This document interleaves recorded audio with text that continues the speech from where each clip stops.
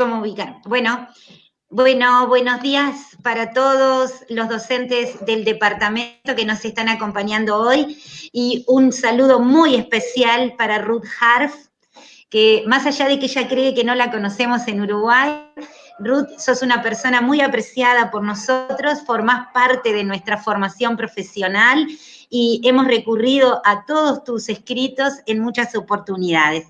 Pero de todos modos, supongo que es muy importante poder hacer algunas aclaraciones que me pasaron de parte de tu currículum, porque si lo fuéramos a leer todo, posiblemente nos ocuparíamos todo el tiempo, ¿verdad? Así que vamos a decir que Ruth Harf es esencialmente una maestra, y eso nos hace sentirte más cerquita.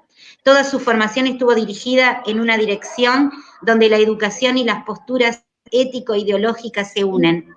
Maestra normal nacional, profesora normal nacional de jardín de infantes, profesora de expresión corporal, licenciada profesora en ciencias de la educación de la UBA, licenciada en psicología de la UBA. Estos estudios fueron ampliados con posgrados en teoría y técnica psicopedagógica y el rol de dirección en instituciones educativas. Y al igual que su formación, su práctica también ha estado y continúa estando al servicio de la educación pública. Para no hacer una larga historia de su trayectoria, podemos nombrar profesora en la Universidad de Buenos Aires y otras universidades y profesorados, directora del Centro de Formación Constructivista y coordinadora del equipo de capacitación en servicio para directivos de nivel inicial en la Escuela de Maestros ex-CEPA de la Ciudad de Buenos Aires, donde actualmente también coordina la Comisión de Elaboración de Contenidos para la carrera de formación directiva de todos los niveles. Asesora en diversos ministerios de educación. Participa habitualmente de congresos, jornadas y seminarios en los cuales se abordan temas educativos. Autora de numerosos libros y artículos sobre temáticas educativas. Y a partir de hoy, una amiga del departamento de Colonia, Ruth. Y creo que son los beneficios que nos da esta emergencia sanitaria, que nos permite tener la maravillosa fortuna de tenerte entre nosotros. Por favor. Muchas gracias, de verdad que muchas gracias. Y muy bienvenida al departamento de Colón. Gracias. Yo largo nomás. ¿Cómo les va a todos ustedes? Muy buenos días. Hoy acá en la Argentina es un hermoso día, soleado con mucho frío, y hoy es 25 de mayo, como decimos acá, Día de la Patria. Y ustedes, bueno, igual somos hermanos, primos, etcétera. Hay mucho que les quiero contar. Primero, felicitarlos, realmente felicitarlos. Me llegaron todas las preguntas, todos los comentarios, todas las posturas y opiniones de ustedes, y que realmente son excelentes y que por supuesto podría estar más o menos comentando una por una durante meses y meses y meses, pero traté de hacer un pequeño organizador, una serie de ejes o puntos, alguna que tiene que ver con lo general primero, luego algunas ideas que ustedes plantearon y que voy a ir retomando sobre el tema de la escuela. Después quiero comentarles lo que denominé algo así como variables contextuales, después variables didáctico-curricular escolares, luego el futuro, luego la gestión, y todo va mezclado porque me interesaba realmente poder compartir con ustedes ideas. Alejandra, mientras tanto, ustedes seguramente pueden ir chateando comentarios, dudas, aspectos en los cuales no están de acuerdo, etcétera, etcétera. Y yo quedé con Alejandra que me va interrumpiendo. Cuando ella considere conveniente, me interrumpe, porque si espera hasta que yo termine, puede esperar para rato. Además, les cuento lo de interrumpir. A mí me pueden llegar a interrumpir algunos de los miembros de toda mi familia, que por supuesto se manejan también de esta manera, pero si ven que me suena algo, yo digo un momento y sigo.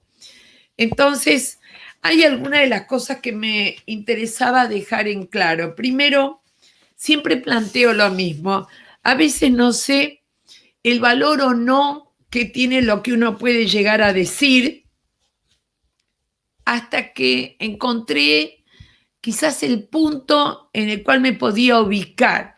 que es dejar en claro que no creo en verdades, por lo menos no en educación y no en ciencias humanas.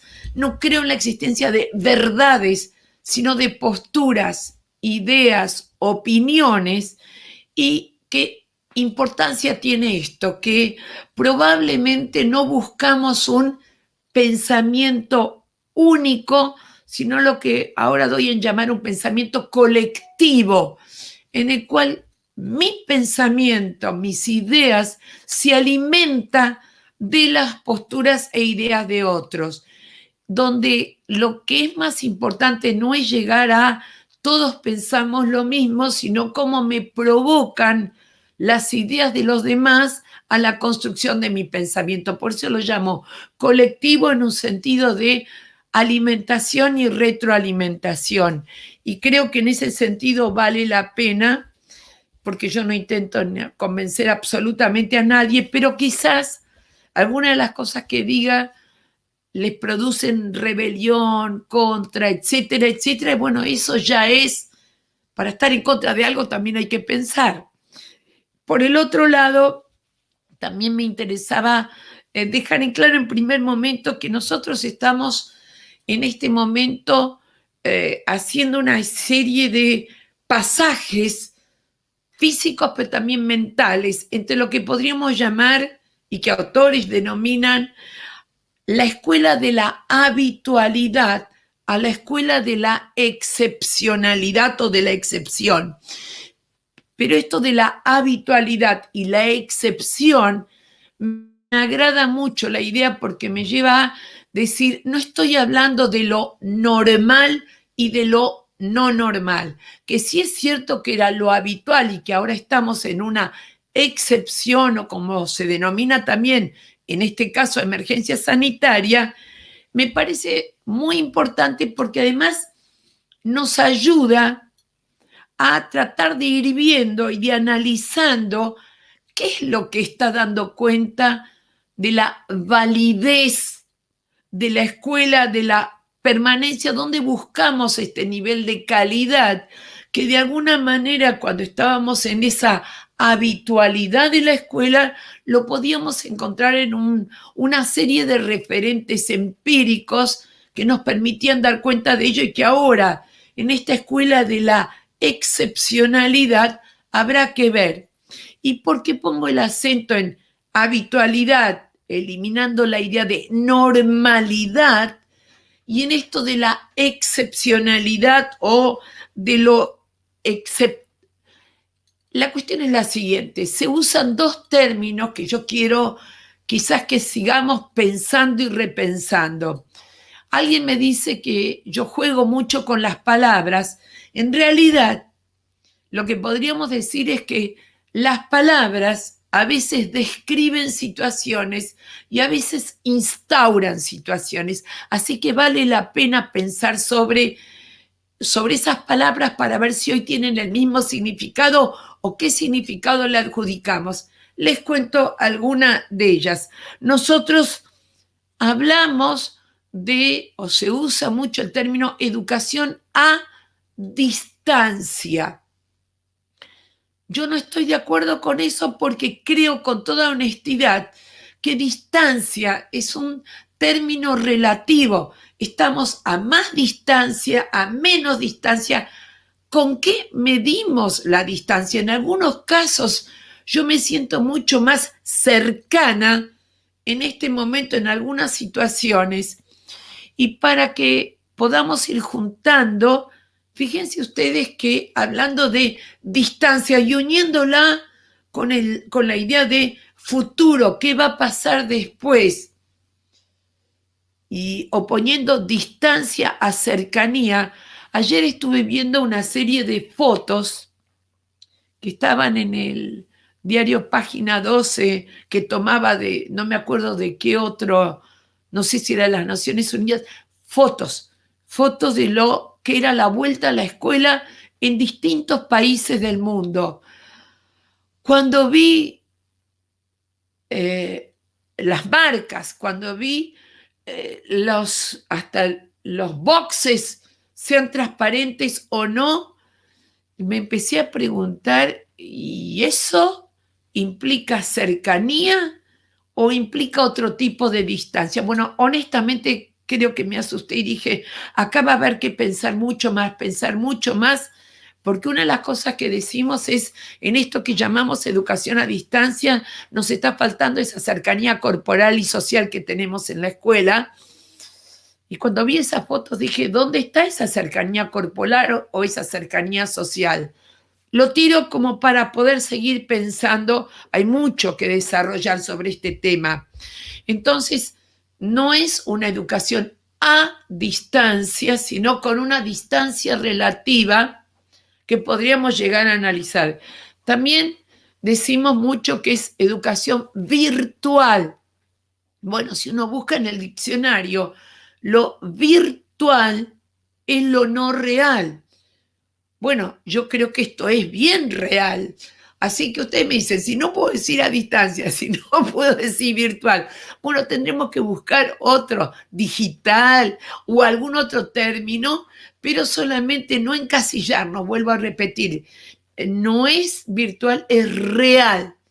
A menos que yo ponga, entendemos por virtual, entendemos por a distancia, pero el término absoluto no está reflejando nada. Y por el otro lado, me he sonreído como para que ustedes vean que a veces hasta las palabras nos llevan a repensar. Esto tiene como intención ser un conversatorio, pero si ustedes escriben en la computadora conversatorio en el Word que tiene la costumbre de corregir, entonces como la palabra conversatorio no existe, entonces le ponen conservatorio. Entonces en algunos lugares apareció que iban a tener un conservatorio conmigo. Yo me sonreí porque por un lado conservatorio parece música, pero además conservatorio tendría que ver con la idea de conservar y otra vez pensar, ¿qué estamos conservando ahora de esa escuela habitual que ahora no está? ¿Y qué es lo que queremos conservar ahora para la escuela post-pandemia?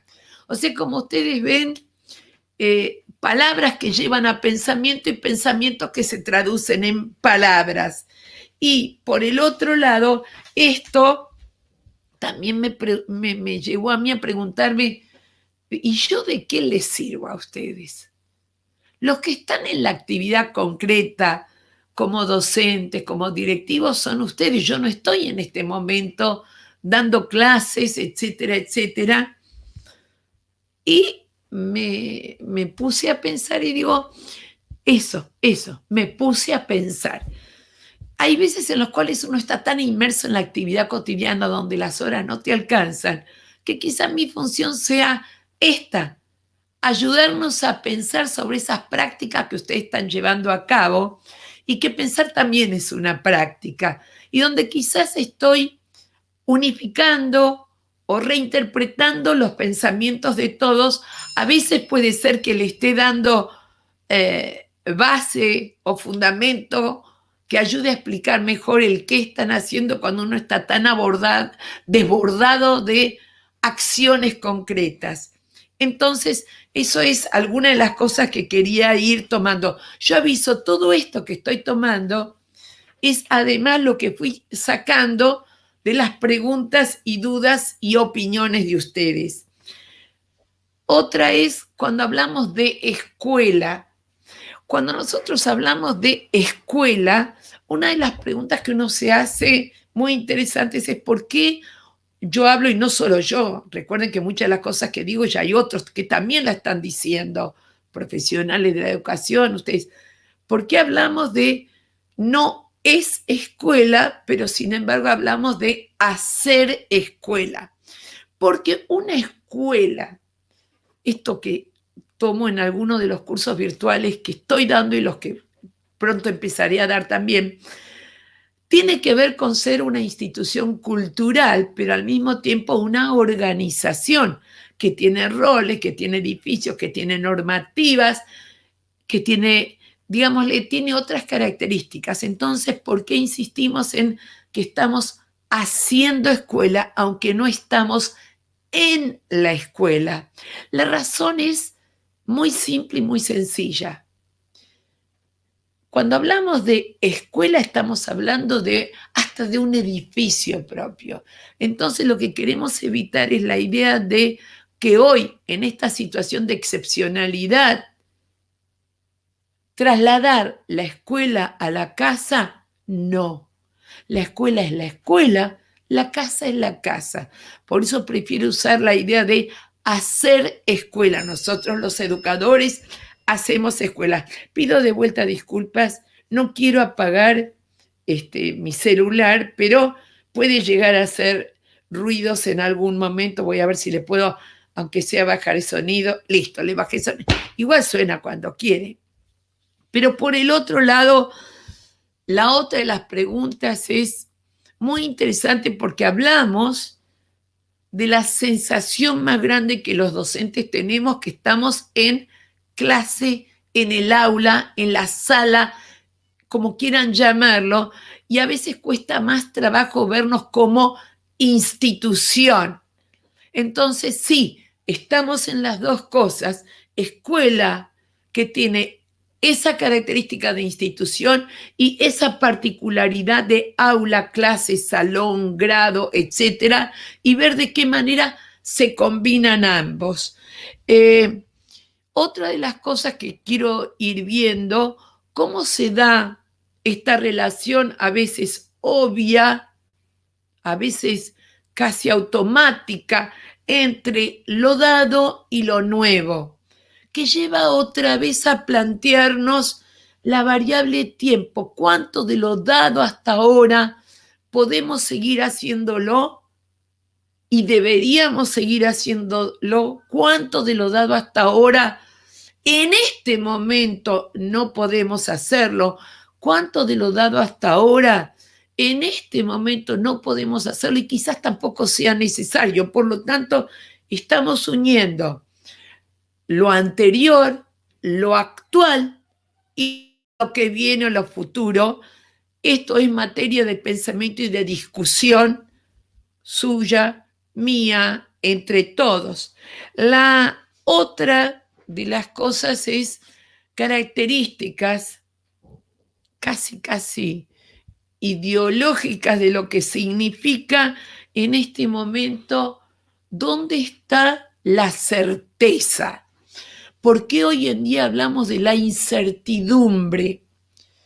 Lo interesante es que cuando hablamos de la incertidumbre, no es no sé para dónde agarrar, sino que cuando hablamos de la incertidumbre, hablamos de lo no predecible, de lo impredictible, cosa que ya he desarrollado también en libros, no es mío, sino que lo desarrollé. El paradigma de la incertidumbre, que va acompañado también del tema de la complejidad. Ya pasaba antes cuestionarnos que no podemos predecir todo lo que va a suceder, pero con muchos conceptos, con muchas ideas que ya teníamos de antemano, ahora las podemos analizar mejor porque hay situaciones concretas en las cuales quizás lo que antes era una elucubración, ahora lo vemos y por lo tanto desde ahí lo vamos a poder continuar y lo vamos a poder seguir pensando.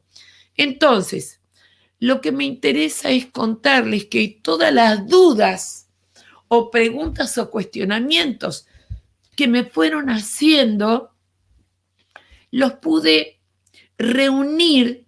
Por eso a veces cuando hablan unos cuantos conversatorios, hay algunas cosas que me di cuenta que son compartidas y las junté. O sea que si me escucharon en otro, lo voy a tomar de vuelta. Y las denominé, algunas de ellas que me interesa compartir con ustedes, variables contextuales por un lado, por el otro lado las que denominé variables didáctico-curriculares escolares, variables, aspectos o dimensiones.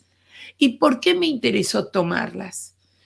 Porque hay una especie de idea a veces de ver qué es mejor, qué es peor, qué es lo bueno, qué es lo malo.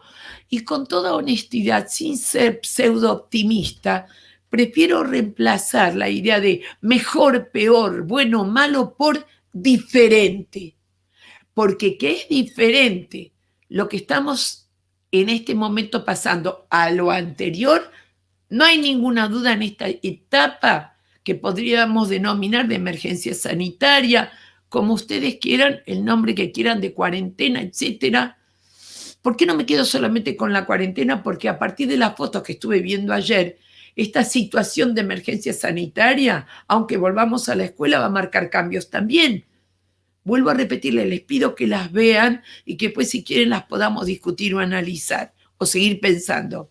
Entonces, estas variables que denominé contextuales me permitieron analizar esto de es diferente. ¿En qué? Ahora bien, todo esto que yo veo como diferente, en algunos casos, para algunos podrá ser esto es mejor, esto es peor, pero que es diferente no hay duda. Y lo primero, antes de empezar con lo contextual, es no voy a abordar lo sociopolítico, lo socioeconómico o lo sociocultural. No lo voy a abordar porque quiero abordar estos temas, pero por favor, les voy a pedir que el que yo no los aborde no significa que no los tenga en cuenta y que no me importen. Hice un recorte, una selección, pero lo otro es algo que atraviesa constantemente y por suerte me siento muy tranquila en el sentido de que hay muchísimos autores que lo están abordando también profesionales desde todo punto de vista, así que no es que yo deba abordarlos, hay muchos que lo están abordando. En otro momento les puedo dar después todos estos autores. Dentro de estas variables que denomino dimensiones o aspectos contextuales, donde son diferentes y donde de acuerdo a las circunstancias pueden ser realmente o pueden ser comprendidas como mejores o peores, estas tres, pero que van juntas y después las voy a juntar. Pero para explicarlas las voy a decir a cada una por diferente, por cada una por separado. Una es, dentro de esto, es el sujeto de la educación. ¿Por qué me importa plantearles? Miren, lo hemos estudiado en nuestra formación como docentes, se llame psicología evolutiva o tenga el nombre que tenga. Pero cuando hemos estudiado ese sujeto de la educación, hemos estudiado qué características tiene ese sujeto de la educación, ese alumno, ese aprendiz, ese aprendiente, como quieran llamarle. ¿Cuáles son sus características? ¿Cuáles son las etapas? Estudiamos, qué sé yo, a Piaget, a todos los autores que ustedes quieran. Y lo más interesante, y les voy a pedir, aunque yo no lo pueda ver en este momento, que más que recurrir a toda la formación de autores, sus principales fuentes en este momento es su propia historia familiar, la anterior y la actual. Yo le voy a contar de la mía también. Y la segunda gran fuente es su propia historia escolar. No solamente de ahora como docentes, sino cuando fueron alumnos de jardín, de primaria, de secundaria, porque esas fuentes, que son las vivencias que ustedes tuvieron y tienen, son las que sirven para comprender muchas cosas que están pasando. Entonces la primera estaba con el sujeto de la educación. ¿Y qué sucedió en nuestra formación? Los que trabajan o trabajaron en inicial se centraron en estudiar las características de los chicos de 2, 3, 4, 5, incluso más chiquititos.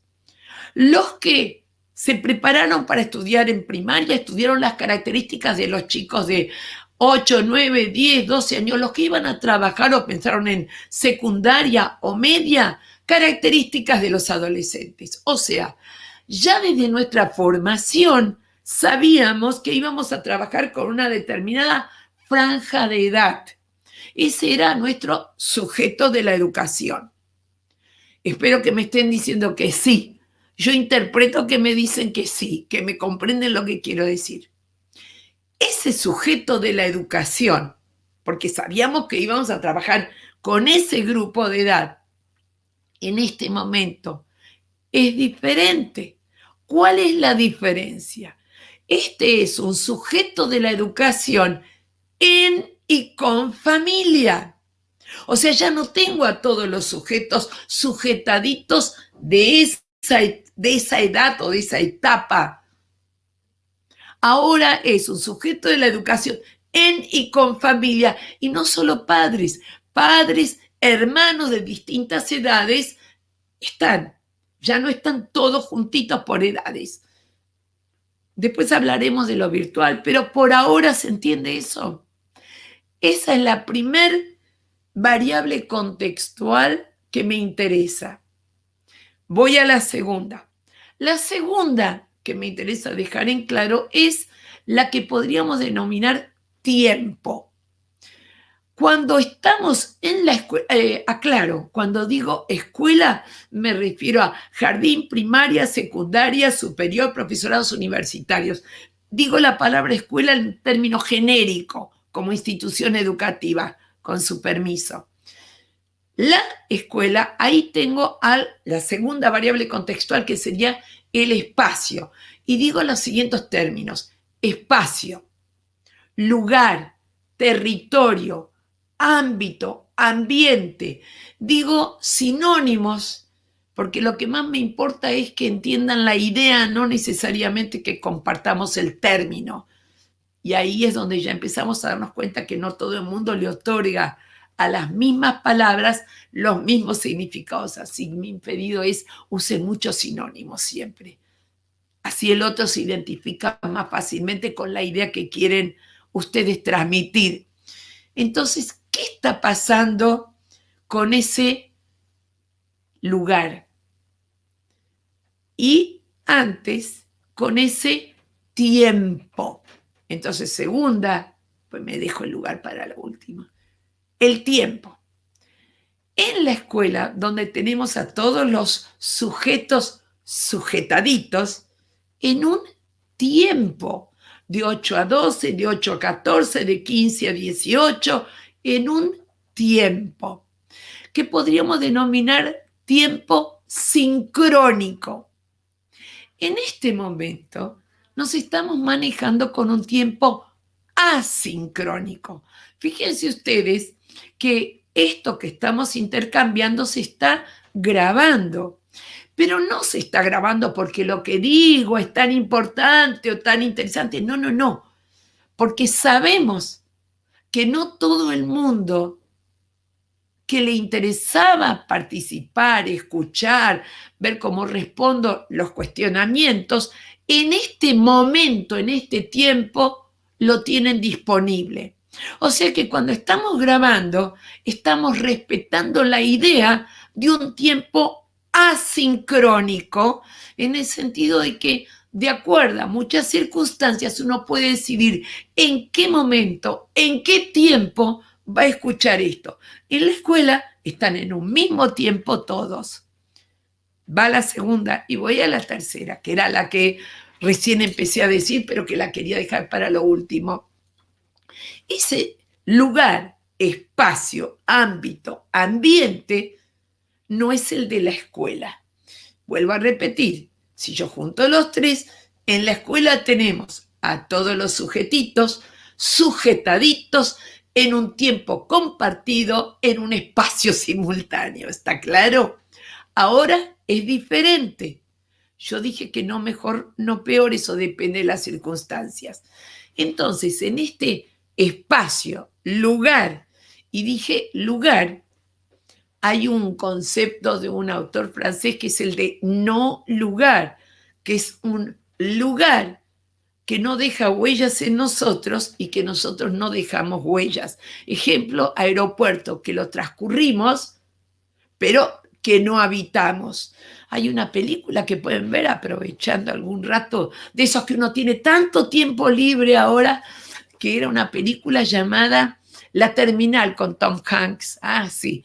Adivino el gesto de ustedes. Ese era un típico no lugar, donde no deja huellas, que no se habita. Bien, entonces, la casa no es la escuela, pero no es un no lugar, es un lugar distinto del de la escuela. Juntando todo eso, me interesa no solamente tener en cuenta a los chicos, sino que ahora amplío y digo, hablé de sujeto de la educación, hablando del alumno, del estudiante, del aprendiz, del aprendiente, como quieran llamarle. Pero además de un sujeto de la educación, voy a hablar con mucha fuerza ahora de un sujeto de la situación educativa. Y el sujeto de la educación educativa somos todos, docentes, digo educadores, ayudantes, auxiliares, directivos, rectores, regentes, jefes de departamento, jefes de área, supervisores, directores de nivel. O sea, les pido que pongan el nombre de todas las personas que ustedes consideren que lo voy a llamar en este momento con mucha importancia, sujeto de la situación educativa. Porque ese sujeto de la educación educativa también está en un tiempo asincrónico y en un lugar diferente.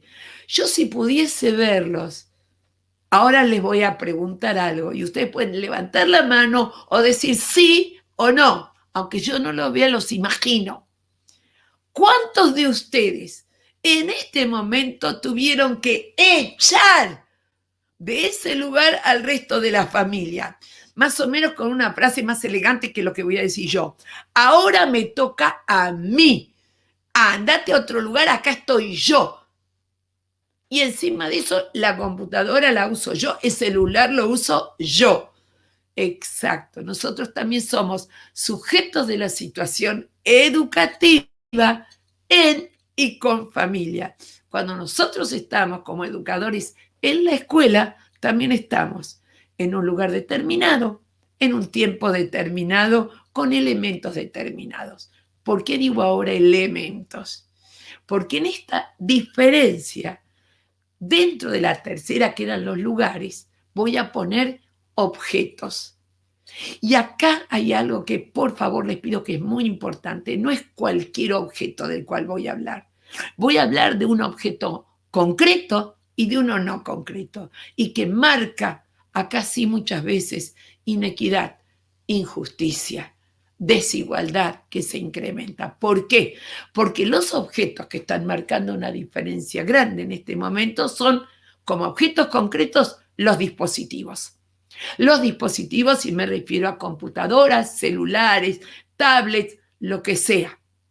Y ustedes lo están viendo, y yo les pido que lo que ustedes ven en sus propias casas, porque si son una familia de 4 o 5, no necesariamente tienen una computadora para cada uno, un celular para cada uno, un tablet para cada uno, y tienen que estar compartiéndolo si es que los tienen incluso. Entonces, por favor, en este momento yo tengo que entender, eso está marcando una diferencia con lo que pasa en la escuela. Y el no concreto. El no concreto es, y creo que ya se dieron cuenta, el tema de la conectividad. Y no estoy hablando solamente de un lugar ni del Uruguay, de la Argentina, esto lo vemos en absolutamente todos los lugares, como este tema de la conectividad. O sea, ¿en cuántos lugares hay Wi-Fi? Yo, en algunos de los conversatorios que tuve, lo que planteé cuando colegas del norte de la Argentina, Chaco, Formosa, Salta, etcétera, etcétera, y en zonas de alta vulnerabilidad socioeconómica, etcétera, darte cuenta que el tema de la conectividad no es broma y que lo tenemos que tener en cuenta ahora, porque siempre existió. Pero lo que pasa es que cuando estábamos en la escuela de alguna manera lo manejamos, pero en este momento es esencial. Entonces, ¿qué me sucedió? Comentando con colegas del norte de Argentina, cuando me dicen, bueno, nosotros uno de los grandes problemas que tenemos, además de los dispositivos, es la conectividad. O sea, no tenemos Wi-Fi en todas partes. Entonces, en la idea de poder apoyar y ayudar, uno dice, bueno, hay muchas más torres de celulares en algunos lugares. No tenemos conectividad con torres de celulares, porque podrían usar el celular entonces. Bueno, si no es así, uno sigue intercambiando. Puede ser que en la localidad en la cual están ustedes haya una radio local, una estación de radio local o una televisora, estación de televisión local. Sí, hay, pero está cerrada por la cuarentena, entonces pasan música nada más. Uno respira hondo y dice, bueno, entonces intercambiamos y me dijeron, no, lo que nosotros hacemos es preparar, hacemos porque en algunos casos ya viene desde las direcciones superiores, bolsos con los materiales, no hablo del bolso de comida, que es otra cosa, obviamente, bolsos con los materiales para que vengan las familias a buscarlos, pero viene la mitad de las familias. Yo a esta altura del partido digo, bueno, pero me salía, entonces me contestaron, no, cuando no vienen todas las familias, lo que hacemos es que venga la policía. Yo me sonrío porque mi generación, bueno, yo tengo 74, voy para 75, cuando me dicen, viene la policía, me lleva a decir, me voy por la puerta de costado. Pero no es así. Me dice, enseguida me agregan la policía y los bomberos. Ahí ya me quedé más tranquila y les vi más bien desde este lugar de ayuda y apoyo. Entonces los llevan a las casas, pero en muchas situaciones llegan a las casas y no están, o nunca estuvieron, o se fueron a otro lugar.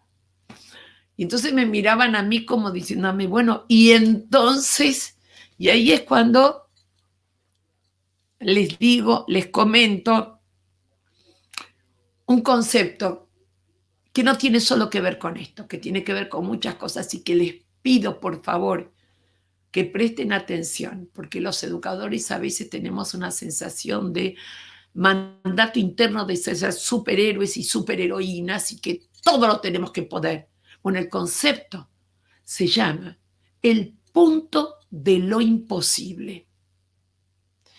El concepto del punto de lo imposible, dicho en idioma de todos los días, sería: hasta acá llegó mi amor.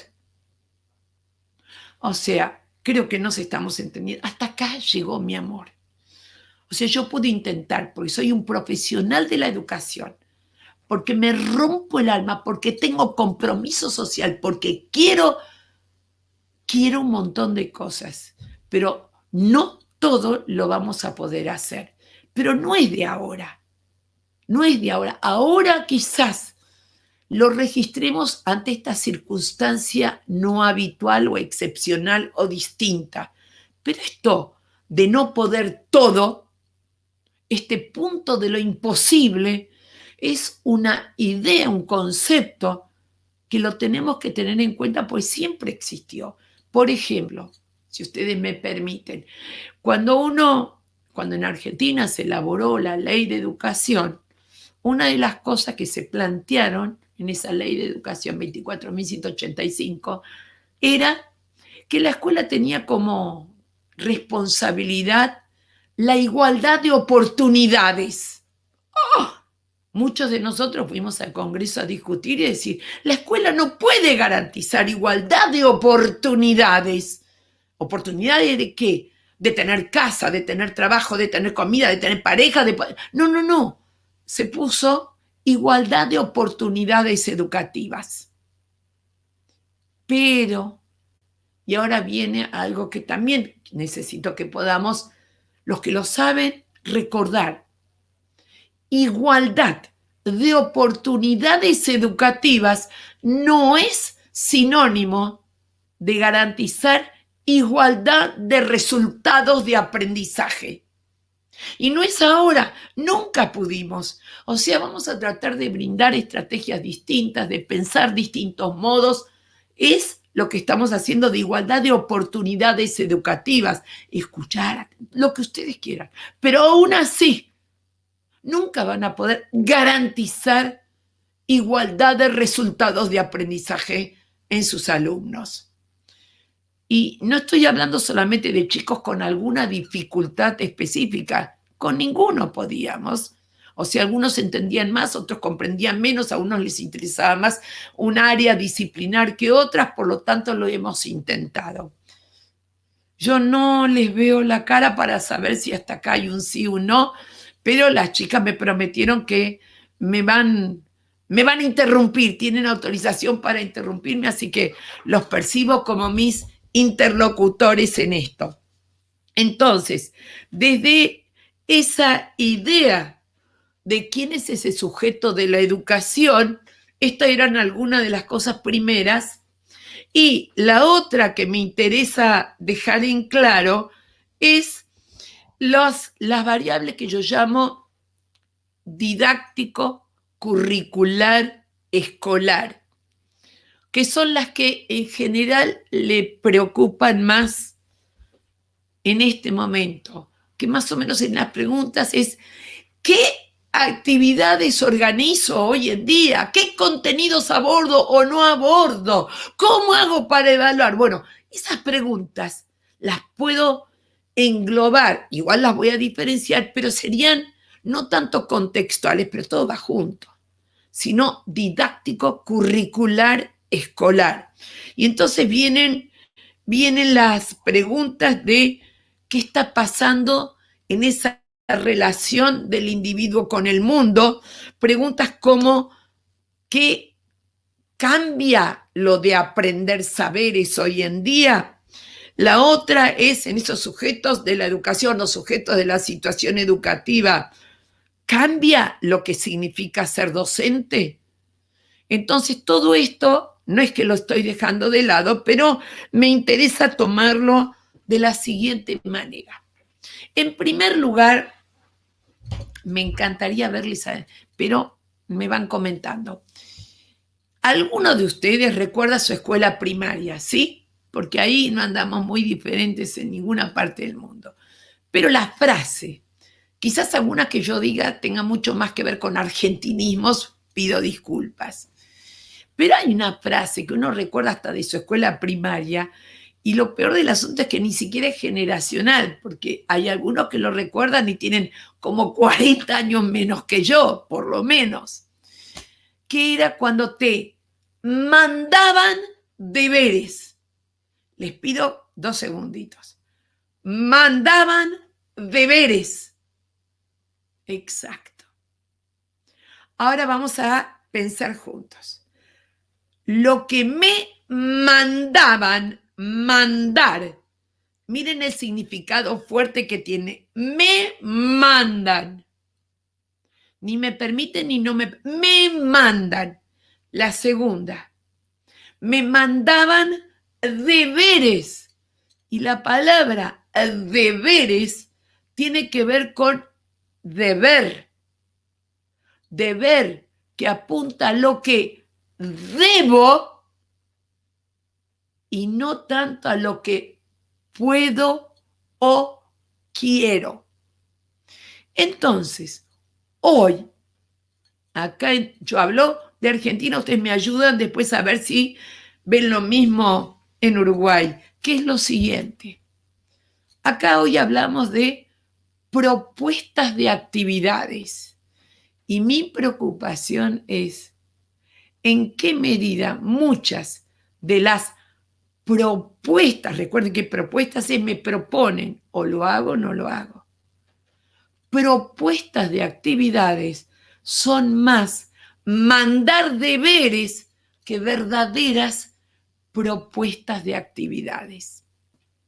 No estoy acusando, sino pensando. Y estas son las cosas que fui pensando desde el primer momento y donde lo que uno se plantea es, puede ser que en estos 2 meses ya, digo 2 meses en el aire, no le calculen semanas, fue al principio y van cambiando.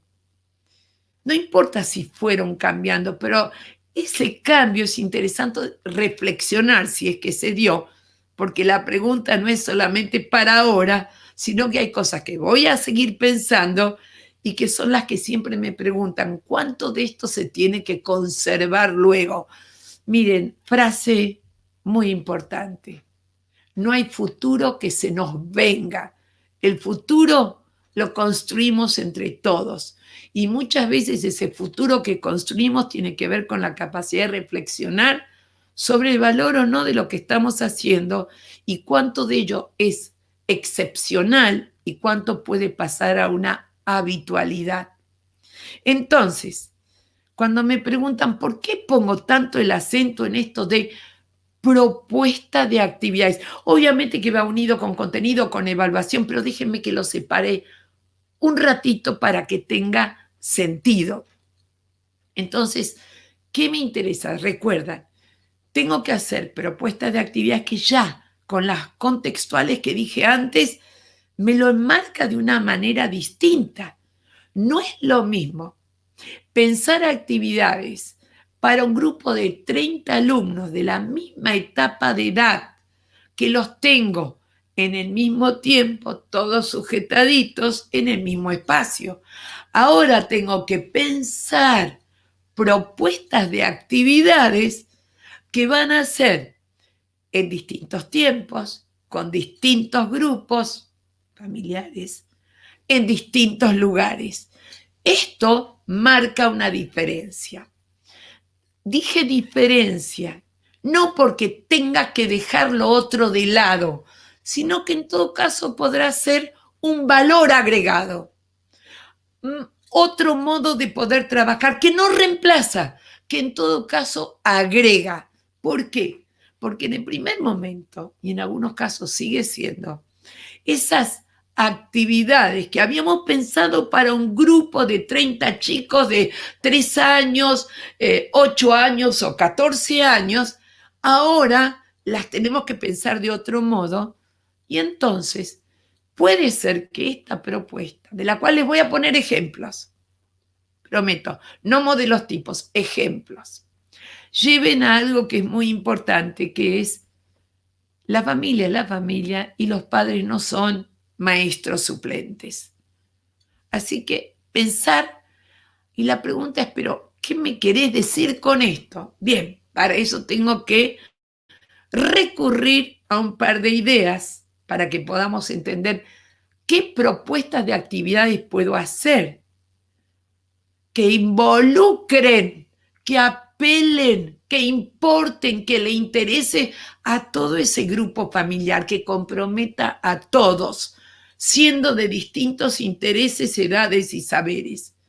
Para lo cual, uno puede pregunto en el aire, si alguno de ustedes recuerda, primero, si tienen muchos hermanos.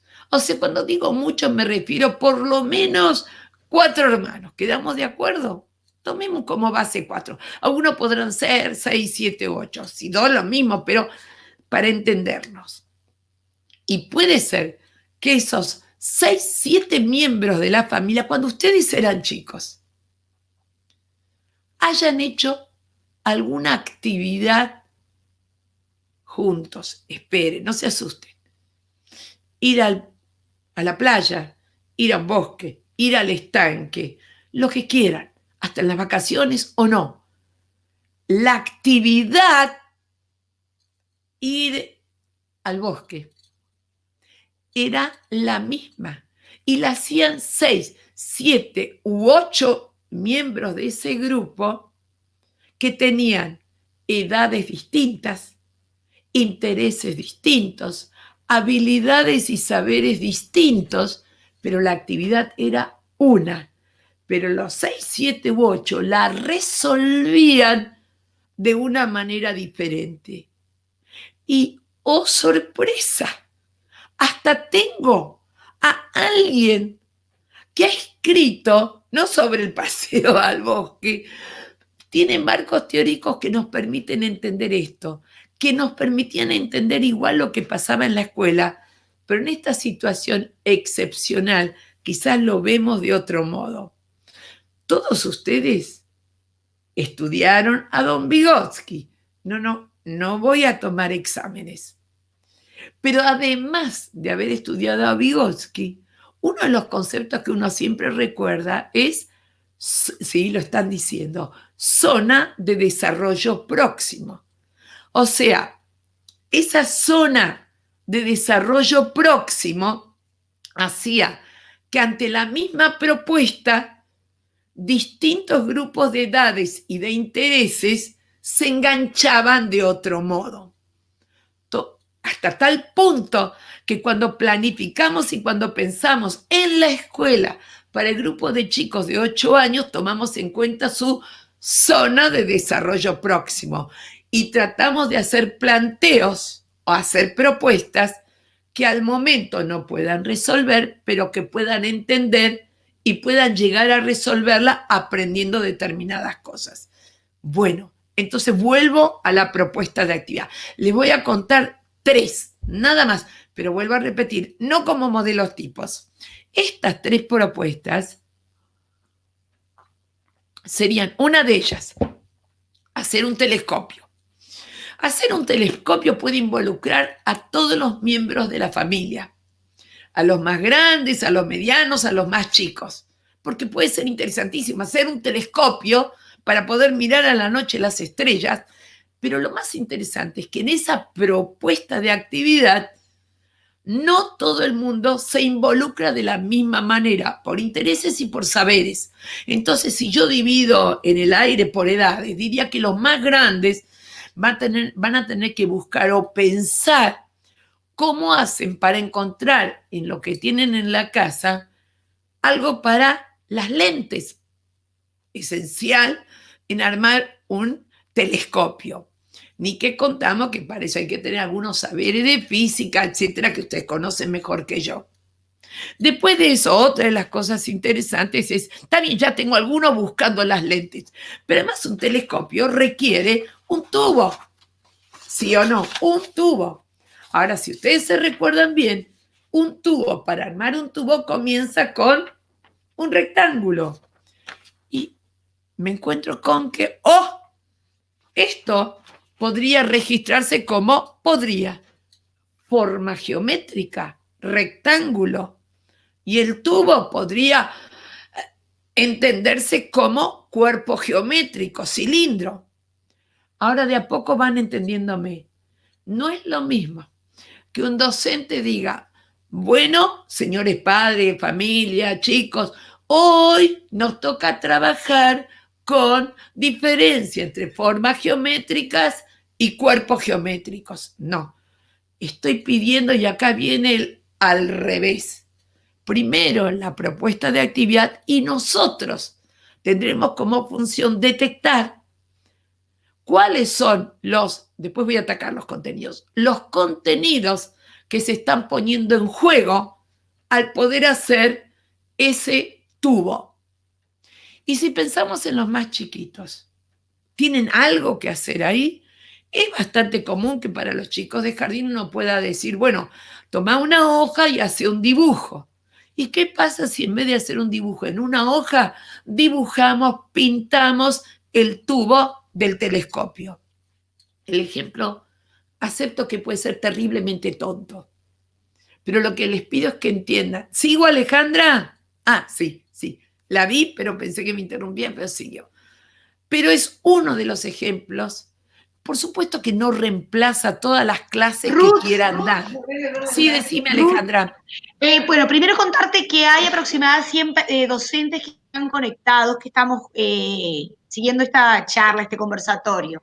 Hay una duda que plantea una docente, ¿cómo motivar a ese grupo familiar, incluyendo al niño, apelando a establecer un vínculo de alianza familiar niño-docente? Bien, en primer lugar, esta propuesta que estoy haciendo tiene la enorme potencia de involucrar a todos. Entonces, a sentirse comprometidos, porque después, lo digo de antemano, a nivel de, cómo involucro a todos, hay dos términos que lo deberíamos tener en cuenta ahora y en todo momento. Uno de ellos se llama curiosidad. Cuando algo despierta mi curiosidad, y acá les pediría que si no la conocen, la busquen y la lean o la escuchen o la vean, una colega y amiga que se llama Melina Furman, que escribió sobre cómo formar niños curiosos, cómo criar hijos curiosos, y donde pone mucho el acento, porque, aunque lo voy a retomar después, pero la curiosidad es la base y la plataforma, entre otras, de lo que podríamos denominar un pensamiento científico. O sea, los chicos curiosos, ¿y esto por qué? Donde no es rendir cuentas ni dar examen, despierta mi curiosidad y cómo sería, etcétera, etcétera. Y la otra, que también tiene que ver con esto, es el término desafío.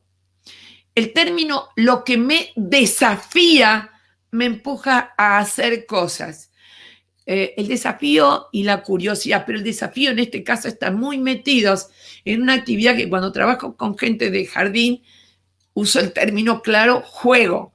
Los juegos que más involucran son los que implican desafío, hasta tal punto que lo podemos registrar de nuestra etapa de adultos también. Cualquier juego, videojuego, juego de computadora o de celular, cuando no hay desafío, nos aburre. O sea, cuando hablo con los demás niveles lo llamo propuestas lúdicas, o sea, que impliquen un desafío, a que sí y de qué manera. Y ahí tengo curiosidad y desafío, que son los ejes principales de la motivación y de la incentivación, donde las cosas no las hago solamente porque me las mandan, sino porque me importan, me interesan, o sea, tienen desafío. Pero vuelvo entonces, a partir de ello, lo van a ir viendo en la propuesta. ¿La puedo hacer yo o le puedo preguntar a la familia? La otra, esta tiene que ver con historia familiar, que es las fotos. Las fotos. Resulta que algunos de mis hijos, o sea, tengo unos cuantos y tengo además como 7 nietos y hermanos, de todos que pueden aparecer en este momento, pero no van a aparecer virtualmente, entre comillas, virtualmente, que es la siguiente. Donde vive uno de mis hijos, que tiene 4 chicos, es donde yo vivía antes. Entonces, hace un par de días o semanas encontraron una caja llena de fotos. ¿Está bien? Fue para todos bárbaro. Estaban los 6, o sea, los 4 chicos más los 2 padres, mis hijos, mi hijo y mi nuerija, con la caja de fotos. Fue muy interesante porque después me lo contaron, además vi fotos y además sigo inventando sobre eso. Cuando vieron las fotos, los hijos van de los 17 años hasta los 5. Empezaron a mirar las fotos, a sacarlas. Entonces el más chico tomaba las fotos y miraba en esas fotos qué había de igual y de diferente en la casa como estaba en las fotos y la casa como la tienen ahora, el departamento. Las chicas un poco más grandes, lo que empezaron a mirar y que, como lo saben, les entró mucha curiosidad, es las fotos, no se asusten de lo que voy a decir ahora, las fotos de mis 4 casamientos. ¿Está claro? Sí, me casé 4 veces. Entonces miraban y comparaban y veían, etc. Otros empezaron a mirar también las vestimentas, con lo cual me encontraron a mí de hippie. Y le digo, bueno, si yo soy de los 60, 70, era hippie en esa época, lo cual no significa que no lo siga siendo. Pero por el otro lado, otra de las cosas fue que la más grande dijo, esperen. ¿Saben qué? Lo voy a ordenar todas las fotos por años, así la podemos ver bien. Chicos, yo podría haber dicho, hoy trabajaremos con la línea del tiempo. Busquen fotos en sus casas y organícenlas de acuerdo a la línea de tiempo. No sé si me siguen. Estoy pidiendo que en algunos casos es proponer la actividad o escuchar la actividad y yo tendré que hacer de detective para detectar en esa actividad que están haciendo cuáles son los saberes que están poniendo en juego. Y acá aclaro 2 cosas que me preguntaron. Saberes son conceptos, actitudes, normas, valores, procedimientos. Así que cuando hablamos de adquirir saberes, no se queden solamente en conceptos. Y la otra es aprender. No es solamente algo que hasta ahora no sabía. Aprender también es aprender a aplicar los saberes que tengo a otras situaciones. Aprender también es poner en tela de juicio lo que hasta ahora daba por sabido. Aprender también es cuestionar los saberes que tengo. Así que amplíen su idea de cuando alguien está aprendiendo, no es solamente adquirir algo que hasta ahora no tuvo, sino reverlo, cuestionarlo, ampliarlo, desarrollarlo, aplicarlo y ponerle todos los verbos que quieran. Entonces, desde ese punto de vista, puedo involucrar a todo ese grupo familiar. Acá está con propuestas de actividades. Me olvidé. Dije que iba a poner 3 ejemplos. Fotos.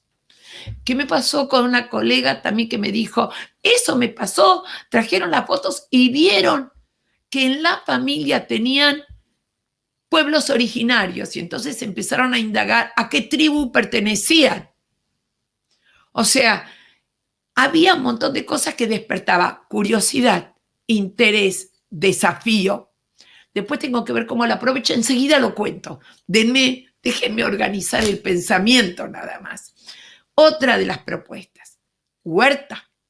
Hacer huerta. Huerta que puede ser si tenés un poquito de pasto atrás y si no en el balcón, con la cortada de las botellas de leche por la mitad y hacer pequeños sembradíos, todo lo que tiene que ver con huerta. Ahora, lo interesante del asunto, también tengo fotos que no les voy a mostrar porque si no mi familia me mata, de los de distintas edades haciendo la huerta.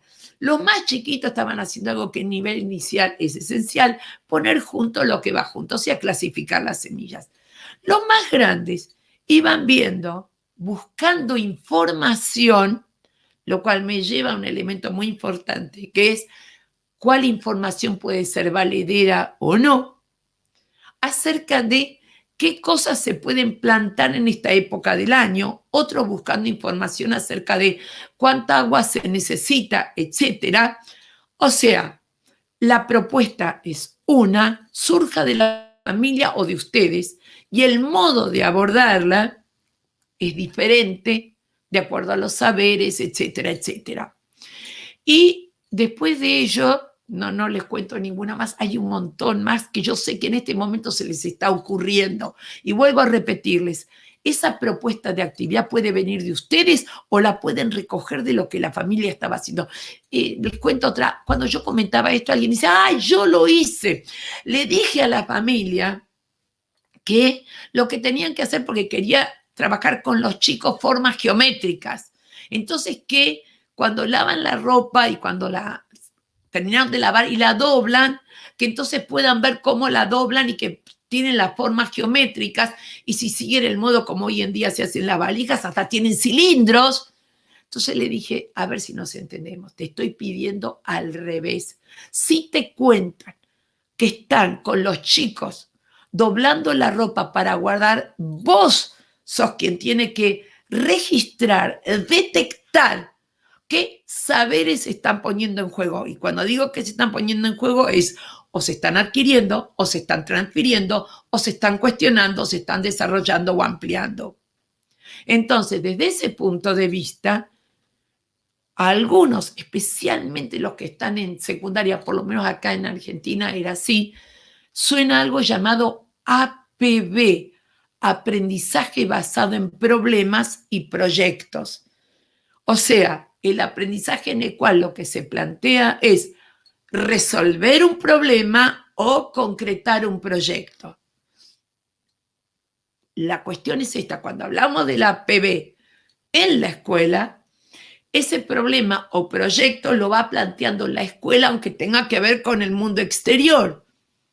Ahora estamos diciendo que hay problemas y proyectos que se pueden tomar en la casa y que pueden involucrar a todos. Me olvidé, nosotros en la Argentina tenemos el CONICET, el Consejo Nacional de Ciencia y Tecnología. Entonces la pregunta, no sé cómo se llama en Uruguay, que también lo tiene. Ese CONICET, cuando tiene que investigar, indagar, tienen laboratorios. Nosotros quizás en la escuela no tengamos laboratorios, pero no les quepa ninguna duda, en las casas hay laboratorios y no el baño.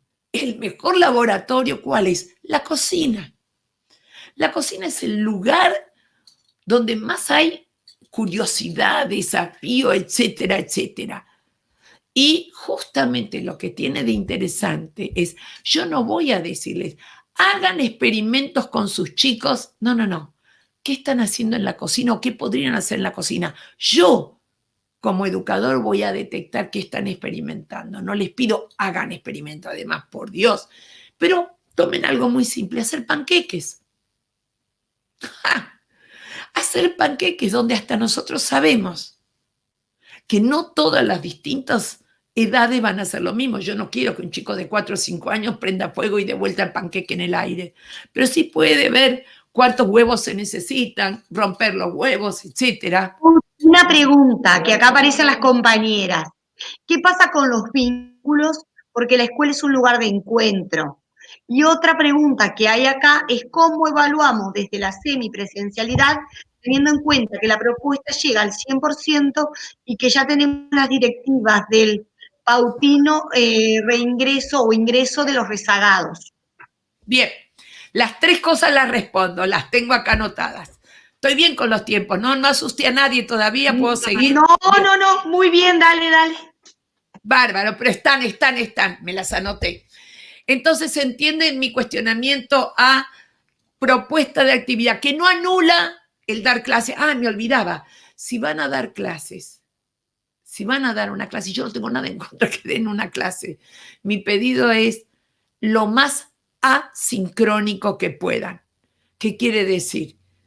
Acabo de comentarles, y ustedes lo saben, que no todos los chicos, no todos sus alumnos van a poder estar en el mismo momento escuchando la clase que quieren dar. Sea una clase donde estén jugando, mostrando, haciendo educación física, lo que ustedes quieran.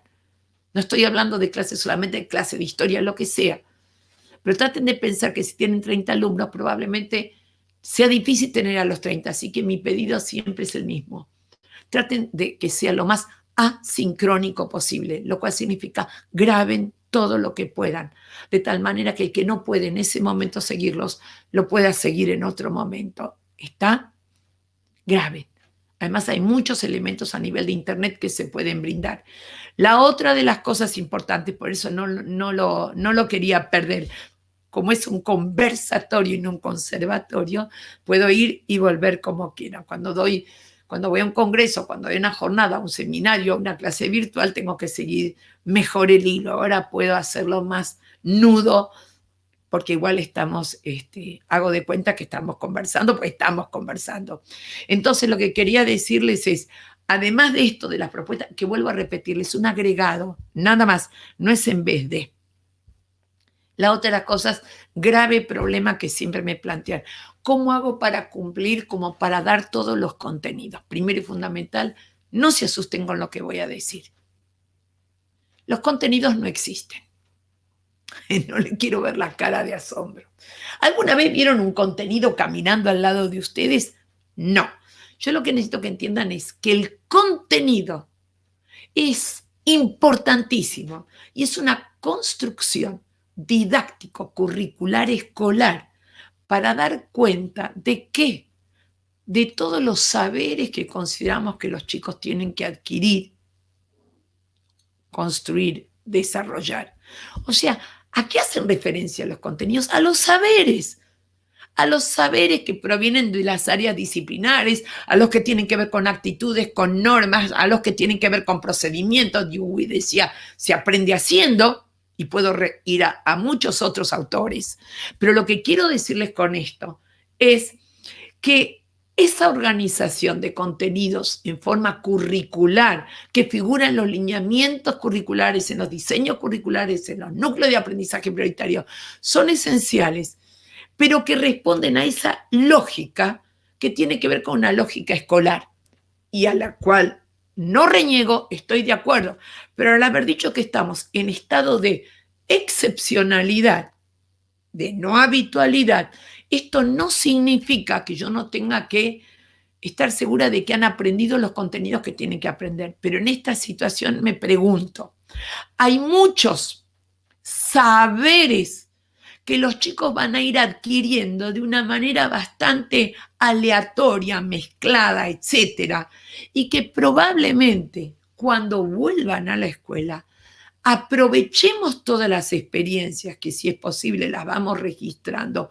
aunque sea en forma de narración, para darles luego esa organización curricular necesaria.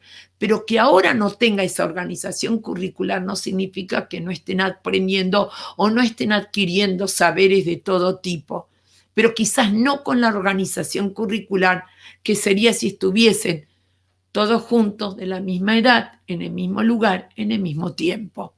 Entonces, ahora estamos en esa situación de excepcionalidad, donde no siempre voy a poder garantizar esa organización, pero además, esa organización curricular o esa que podríamos denominar lógica interna de un área, ¿paro? Ruth, hay una docente que pregunta cuál sería la reflexión sobre la educación especial en esta etapa, sobre todo aquellos que presentan más barreras para el aprendizaje y la participación. Voy. Termino con esta idea y lo tomo, lo tengo acá anotado también. Pero está bien que me lo preguntes para que yo no me lo olvide. Entonces lo que quería decirles es, en esa organización hay algo ya en la escuela misma, una organización de los contenidos que tiene que ver con la lógica propia del área disciplinar. Nadie puede enseñarle a los chicos a multiplicar y dividir si no saben sumar y restar. Pero hay otras áreas disciplinares, especialmente las que tienen que ver con las ciencias humanas, donde la lógica está totalmente dada vuelta y puede ser primero esto y después lo otro, o sea, no hay una lógica rígida. Yo me recuerdo que cuando estudiaba historia de chica, empezaba por la etapa antigua hasta llegar a la actual. Después se cambió porque se dijo, nadie llega nunca a la actual. Empezaron por la actual para ir para atrás. O sea, lo que quiero decirles con esto es que esa coherencia, esa lógica, es una construcción que quizás en este momento no se dé de la misma manera porque estamos en situación de excepcionalidad. Me apuro. Por el otro lado, no me apuro tanto. Por el otro lado, hablando de mis variables didácticas, la pregunta que voy a meter lo que me preguntaron recién. ¿Qué hacemos con educación especial? Ahí entramos casi en algunos casos. No es lo mismo una dificultad para el aprendizaje leve, que cueste trabajo escribir con letra cursiva o con letra de imprenta, etcétera, sino con los chicos que directamente van habitualmente a escuela especial o que tienen maestro integrador por distintos tipos de dificultades. En algunos casos tenemos que entender, ¿recuerdan cuando hablé del punto de lo imposible? Hasta acá llegó mi amor. O sea, la situación va a ser diferente. Alguien me dice, pero yo estoy con el grupo de chicos. Entonces le digo, y acá viene algo que me importa muchísimo después, volver a retomar, es algo que podríamos llamar conformar grupos de profesionales, grupos de o foros, comunidades de profesionales o comunidades de práctica. Hay muchos docentes que tienen grupos de alumnos y que habitualmente tienen a alguien, maestro integrador, etcétera, psicopedagogo en la institución. En este momento no. Pues entonces vamos a tener que aprender a consultar, a preguntarle, a conversar. Yo coordino un grupo que a esta altura del partido tiene 57.000 o 58.000 personas, no se asusten, es en serio, que se llama en Facebook, que se llama Educación Inicial Argentina, que a esta altura del partido no es solo educación, no es solo inicial y menos solo Argentina. Y que tiene de interesante que los que participan hacen una pregunta: ¿qué puedo hacer con esto, con lo otro? Y hay gente de todas partes, de todos los niveles y de todas las áreas disciplinares o formaciones profesionales que escuchan, que apoyan y que aportan. Vamos a tener que aprender a no estamos solos. Probablemente esto de distancia o no distancia, en algunos casos nos acerca a colegas con quien nunca hubiésemos imaginado que podíamos intercambiar. Recuerdan que dije al principio la construcción de un pensamiento colectivo no necesariamente compartido. Nosotros venimos de una idea de yo trabajo con el que está en el mismo área disciplinar o en la misma escuela o en el mismo turno con el mismo grupo de chicos. Pues una de las cosas que quizás están cambiando y que creo que vale la pena conservar es justamente esto. Si somos educadores, si somos sujetos de la situación educativa, el espacio, el tiempo, el lugar no me atrapa, amplío, me lleva a lo que después quiero hablar de cooperación y colaboración. Entonces, no les puedo dar una respuesta, solamente decirles que en muchos casos solos no podemos. Entonces vamos a tener que aprender a acudir, a preguntar, a consultar. Y hoy en día hay apertura de muchísima gente a decir, acá estoy, preguntame, consultame, pensamos juntos. Pensar juntos ya no es pensar lo mismo, pensar juntos, hacer propuestas de uno a otro. Y esto tiene que ver, o sea, junto, punto de lo imposible con comunidad de aprendizaje, comunidad de profesionales, comunidad de práctica, cooperación y colaboración para decir, acudamos a eso, salgamos de lo habitual, entremos en lo excepcional y en una de esas evaluemos que eso excepcional es algo que vale la pena conservar. Voy un segundito ahora, además de lo que me preguntaste, cuando me hablan de evaluación, de la relación con los mandatos que nos vienen, lo voy a tomar cuando hablo bien de lo que son las distintas gestiones. Denme un segundito. Pero quiero dejar en claro dos, casi estoy tomando las columnas de la planificación, pero no importa. Cuando hablamos de evaluación, yo no me voy a meter en qué instrumentos empleo. Lo que a mí más me preocupa, pero no es de ahora, me viene preocupando hace mucho tiempo, solamente que, como digo, hay muchas cosas que algunos pensamos hace mucho y ahora uno lo percibe desde otro lugar, pero no es nuevo. Mi percepción hace mucho, y para algo tengo la edad que tengo, es en todos los niveles que la representación mental o el prejuicio o la suposición que se maneja habitualmente sobre evaluación es la mitad de la idea de evaluación y ha quedado un poco colgada la otra mitad, no una u otra. Una de las ideas esenciales que uno tiene es, se evalúa para saber qué sabe mi alumno. Bien, no lo voy a negar. Lo repito, habitualmente y la preocupación es cómo hago para saber qué sabe mi alumno. No está mal, está perfecto, no lo voy a discutir. Si califico o no califico, si uso rúbrica, no voy a discutirlo en este momento. Lo que quiero dejar en claro es que se nos pierde a veces la otra mitad de la idea de evaluación. La evaluación esencialmente tiene que servir para que nuestros alumnos aprendan. Si la evaluación no sirve para que el alumno aprenda, me quedé en la mitad primera, que es evalúo para saber qué sabe el alumno, suponiendo que con eso voy a rever mis prácticas de enseñanza, ¿correcto?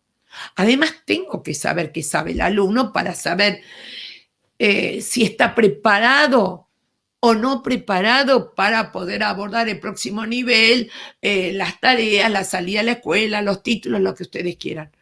Pero por favor, siempre, pero en este momento esencialmente de excepcionalidad y no habitualidad, no olviden que la evaluación tiene que servir para que mi alumno aprenda y siga aprendiendo. Y con esto, ¿dónde pongo el acento? En la idea de feedback, de retroalimentación, o si ustedes quieren decirle de devolución. Ese alumno que ahora está aprendiendo en una situación no habitual, con un grupo no habitual. Igual necesita de parte nuestra esa retroalimentación que siempre necesito, ese feedback donde no simplemente le pregunto, a ver, ¿qué aprendiste de esto? Dejar un poco de lado el qué y hacer preguntas potentes e interesantes que apunten más al cómo. ¿Y qué fue lo que te resultó más fácil, más difícil? ¿Y te ayudaron en la familia? ¿Entendiste todo lo que te dijeron? ¿Y cómo lo habrías hecho vos? O incluso decir, vos sabés que a mí se me ocurrió que lo podría hacer de tal manera o de tal otra. ¿Estás de acuerdo? O sea, donde ese alumno registre que está aprendiendo, que registre cómo está aprendiendo, porque aprender no es solamente una cuestión de éxitos.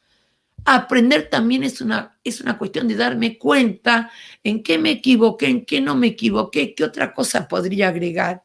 O sea, nuestra idea, cuando me preguntan por la evaluación, pone mucho más el acento en los instrumentos. Y yo personalmente pongo el acento en este tipo de cosas, en la variable ético-ideológica, en el por qué y el para qué, en un individuo que está aprendiendo y al cual yo tengo que ayudar a que se dé cuenta de lo que está aprendiendo y que pueda seguir aprendiendo. Fíjense cómo uno, aprendizaje, desafío, curiosidad, hasta tal punto que cuando alguien me pregunta el rol del educador, no es nuevo, que hoy en día no solamente decimos, no solamente, recuerden que yo no estoy reemplazando, estoy agregando el docente como enseñante, sino que hoy también usamos mucho el término, el docente como facilitador de los aprendizajes.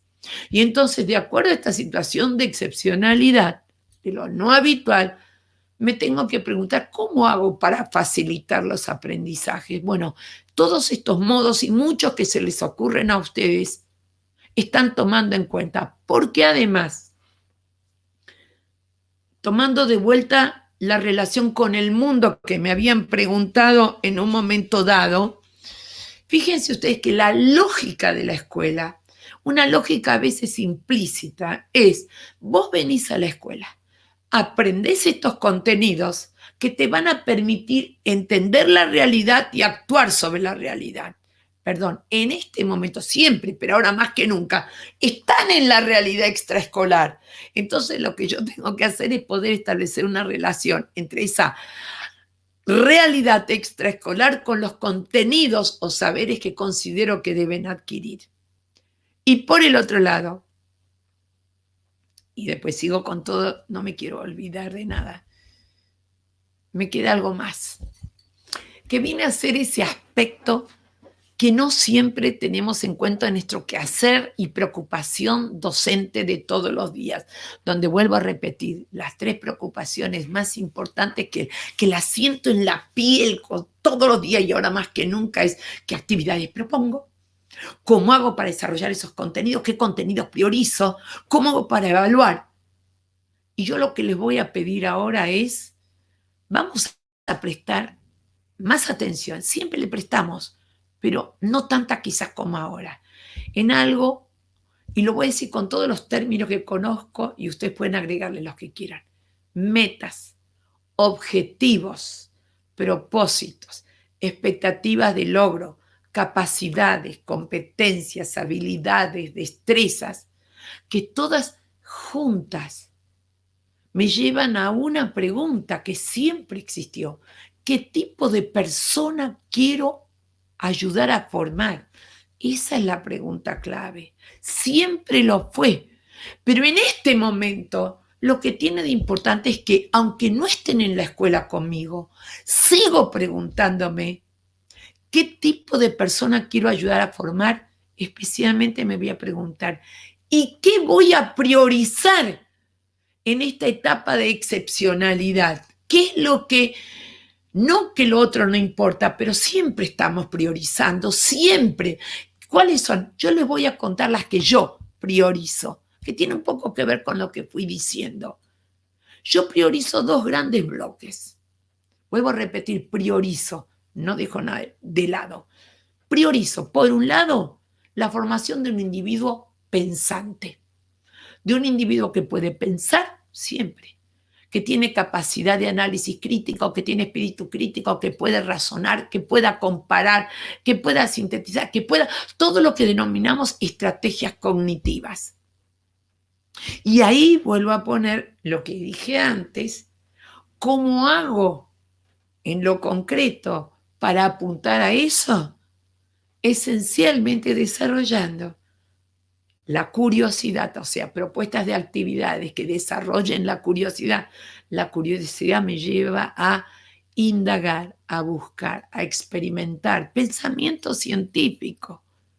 El desafío me lleva a comparar, a proponer, ¿y de qué otra manera? ¿De qué otra manera? Ya me está hablando de pensamiento alternativo. ¿De qué otra manera me está hablando de la divergencia entre propuestas y respuestas? O sea que el gran paquete siempre estuvo. Ahora es cómo lo pongo en juego en esta situación. Y el otro paquete es paquete, digo paquete para decirle de alguna manera, es, y lo pueden llamar como ustedes quieran, lo socioafectivo, lo vincular, la empatía, lo ético-ideológico. Es algo que no lo puedo separar, porque el uno alimenta al otro. Y ahí me encontré con dos grandes subpaquetes.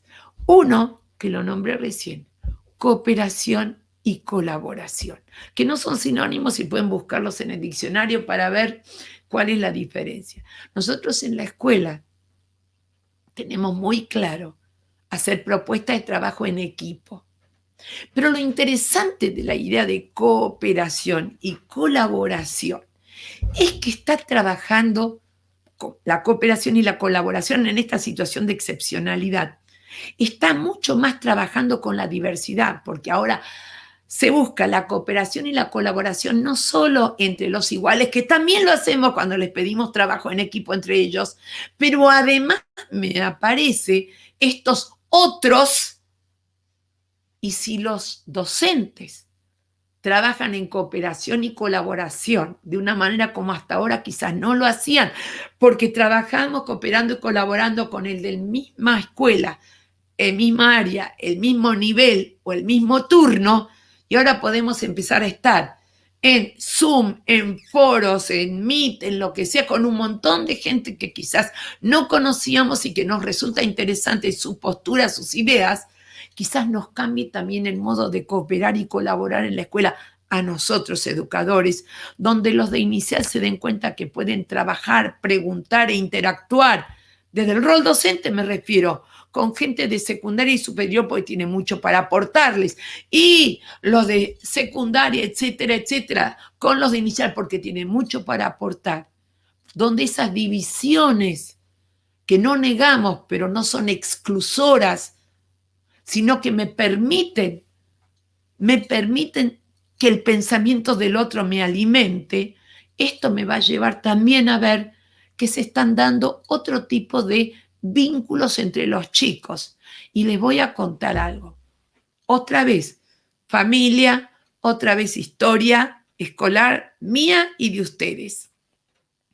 En lo de mis otros hijos, bueno, que también tienen un montón de hijos, empezó a darse algo sumamente interesante, que por supuesto ellos no saben que yo se los estoy contando, porque todos mis hijos me lo cuentan, tipo anécdota, además para que la abuela Ruti, porque todos me dicen Ruti, no se quede sin verlos, pero además yo no puedo evitar que yo soy pedagoga, entonces los uso de objeto de estudio y objeto, ellos no se enteran de esto, y de objeto de análisis.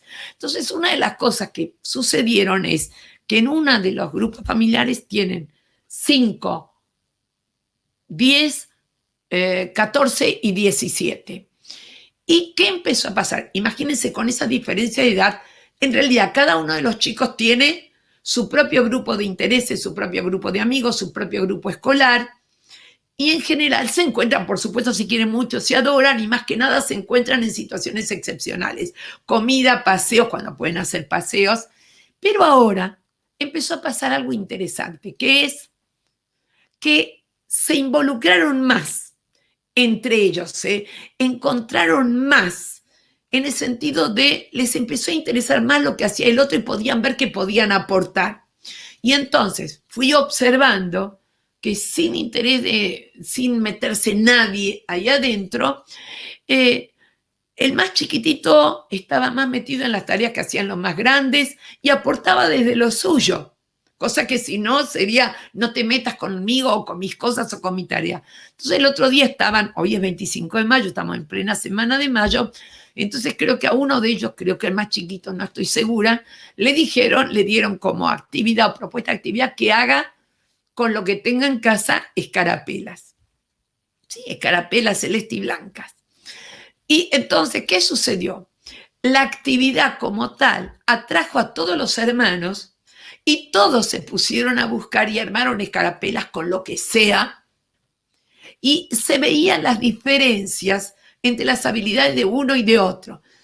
Esto les cuento porque no siempre es imprescindible que estén divididos por edades, sino que estén interesados en una propuesta. O sea que empezaron a cambiar los vínculos entre los chicos, entre los vínculos de la misma familia, que si no acostumbran a estar muy divididos por edades. La otra de las cosas que sucedió, estoy hablando entre vínculos entre chicos. Recuerden que en la escuela los vínculos entre los chicos los tenemos con la misma edad, con los mismos intereses. Y hay que ver si eso que se da no es algo que no vale la pena mantener. Alguien me preguntó si no será cuestión de no tenerlos divididos tan por el nivel de edad. No lo sé, en muchos lugares, escúcheme ahí, plurigrados, multigrados, escuelas de grado único, etcétera, donde se nota también esta interacción o este intercambio, interjuego entre distintas edades, una propuesta resuelta de distintas maneras. O sea, se nos abre la cabeza a pensar mucho, a pensar, a ver de qué maneras. Fíjense ustedes que estas maneras, voy a seguir porque si no se me va a ir el tiempo, pero tengo tanto para contarles que a veces no me dan los tiempos. Y esto, cooperación y colaboración. Y voy al otro término. Yo dije ético-ideológico y agrego dentro de esto metas, sistema de valores. Y digo sistema de valores porque los valores no son absolutos. Hay un sistema, hay algunos que se priorizan sobre otros. ¿Cuáles son? ¿O qué valor en este momento me suena a ser muy priorizado? La idea de cuidado. Y la pregunta es, ¿por qué uso el término cuidado? Por dos razones. Primero, cuando yo era chica, hace un par de años atrás que me peleo especialmente en el ámbito escolar, con la palabra respeto. No con el respeto, sino el modo como se usa. Porque cuando yo era chica, el término respeto era acompañado de esta frase: respeto a los mayores, respeto a la autoridad, respeto a los adultos, lo cual hacía que se estableciese una relación de asimetría, casi de sometimiento y dominación. Como eso no es lo que queremos, le agregamos un calificativo y lo llamamos respeto mutuo, cada uno desde su rol, pero era un respeto mutuo. Hoy en día, yo me quedo en algunas circunstancias, no es que anulo la idea de respeto, pero en algunas circunstancias quiero una sociedad del cuidado. Y fíjense que cuidar o cuidarnos en realidad tiene tres, ¿sí? 3 cuidados. Y es interesante ver porque acá cuando hablamos del tapaboca o barbijo, y si le preguntas a cualquiera a nivel de prejuicios, ¿para qué hay que usar barbijos? Para cuidarme. Olvidamos que, ojo, no es para cuidarme solamente, es para cuidar al otro. Entonces yo hablo que hoy en día quiero hablar de 3 cuidados. 1, cuidar al otro. ¿Sí? Quiero una sociedad en la cual uno pueda cuidar al otro, desde todo punto de vista. 2, quiero una sociedad donde me cuiden a mí. Y 3, quiero una sociedad donde yo me cuido a mí, lo cual significa dejen de trabajar 16 horas por día, cuídense un poco, desde el rol en el cual estén. O sea, nos cuidamos entre todos, pero dejen en claro, porque a veces entre todos queda diluido y a veces hay que decir, quiero que me cuiden, quiero cuidar al otro y quiero cuidarme yo a mí. Si ustedes se fijan, van a ver que muchas de las medidas que se toman en todo el mundo tienen que ver con mayor o menor cuidado. No voy a hablar de ningún país o de ninguno en especial, pero se vivencia, y ustedes lo pueden ver o no, donde cuántos se sienten más cuidados, menos cuidados, y todo esto contribuye a ¿qué idea esencial? Construcción de la ciudadanía. Una construcción de la ciudadanía que no es un concepto en el aire. La construcción de la ciudadanía requiere también de ciudadanos. La construcción de la ciudadanía requiere de sentirnos que nos cuidan, que nosotros cuidamos y que nos cuidamos a nosotros mismos. O sea que cuando hablamos de lo vincular, cuando alguien me pregunta, ¿desde dónde tomás lo vincular? Primero, yo puedo preocuparme y ocuparme de lo que le pasa a los demás. Charlo con mis alumnos, ¿qué tal? ¿Cómo estás? ¿Cómo te va? Pero les voy a pedir un favor. Como ven, estoy tratando de juntar todo. Yo soy docente. Yo soy educador. Hay cosas de las cuales antes no me podía hacer cargo y ahora tampoco. No porque no quiero, ¿qué más querría que hacer un montón de cosas? Pero hay muchas cosas que antes no podíamos y ahora tampoco. Hay otras cosas que antes no podíamos y ahora podemos. Hoy en día, si vemos cuando estamos en la escuela que un chico viene lastimado, no vamos a ir a la casa a reventar a la familia, pero tenemos la responsabilidad de avisar a quienes corresponde que acá hay una situación de violencia o de maltrato. O sea, ya nos miramos para otro lado y no nos damos cuenta. Pero hay un montón de cosas que podemos hacer y otras que no podemos hacer. Entonces, lo que les pido es esto. Yo quiero vincularme. Quiero establecer ese vínculo en el cual me preocupo, me intereso, que el otro sepa que a mí me importa, lo cual no significa que pueda resolver todo, porque realmente no vamos a poder. Entonces, ese interjuego de los vínculos que a veces alguien dice, me pongo en el lugar del otro. Y yo digo, para la mano, empatía no es me pongo en el lugar del otro o me pongo en los zapatos del otro, cuando a veces no me puedo poner ni en los míos, sino que empatía es comprender que el otro tiene sus propios estados afectivos, sus propios sentimientos, pero no siempre puedo ocuparme de todos ellos. Por lo tanto, yo uso 3 términos que tienen que ver con todos los actores de la situación educativa, o sea, con docentes, con directivos, con supervisores, con inspectores, con todos. Los 3 términos que empleo y que para mí son esenciales en esa gestión de la situación educativa. Gestionar todos, no solamente el directivo, que son ayudar, entender, comprender, pero haciendo la siguiente salvedad.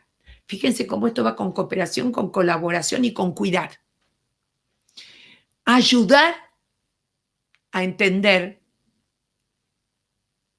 es solamente eso, ayudar a entender. Entonces tengo, entender, sí. Entender no significa estar de acuerdo.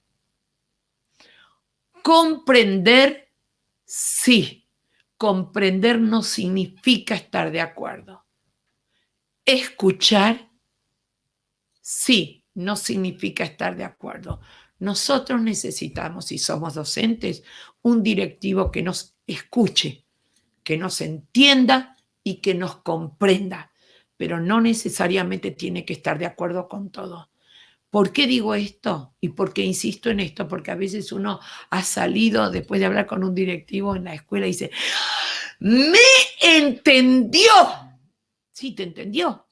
Te entendió todo, lo cual no implica que tenga que estar de acuerdo. ¡Me comprendió! Sí, pero tiene que estar explicitado. Nosotros necesitamos como docentes, directivos, que nos escuchen, que nos entiendan, que nos comprendan. ¿Para qué? Para que puedan apoyar, hacer seguimiento, andamiar, Brunner. Pero no necesariamente tienen que estar de acuerdo con todo. ¿Qué necesitan los padres?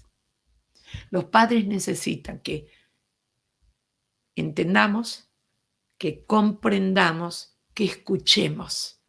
No necesariamente que estemos de acuerdo con todo.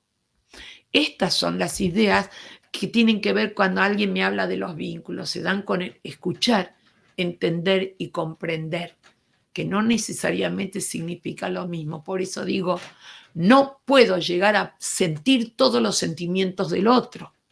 No puedo.